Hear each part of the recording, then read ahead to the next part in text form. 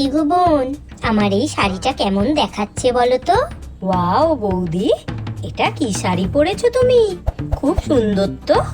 হুম, এটা আমার নতুন শাড়ি, তোমার দাদা আজকেই নিয়ে এসেছে। সত্যি এত সুন্দর? কবে পরবে এটা? ভাবছি আমাদের নতুন বাড়িতে গৃহপ্রবেশের পুজোর দিন পরবো, কি বলো? হ্যাঁ হ্যাঁ, পুজোর দিন পরলে আরো সুন্দর লাগবে। নতুন বাড়ির যে কাজ হচ্ছে তুমি দেখে এসেছো কেমন হচ্ছে? হ্যাঁ, আমি তো পরশুদিনই গেছিলাম, গিয়ে দেখে এসেছি। খুব সুন্দর হচ্ছে কাজ। উফ, কবে যে যাব আমরা নতুন বাড়িতে। হ্যাঁ, কিন্তু নতুন বাড়িতে গিয়ে তুমি আর কদিন থাকবে ওখানে? কেন গো বৌদি? ও মা, তোমার বিয়ে দিতে হবে না বুঝি? দূর বৌদি, কি যে বলো না তুমি। থাক, আর লজ্জা পেতে হবে না। তা কেউ যদি থাকে আগে ভাগে কিন্তু জানিয়ে দিও আমাকে।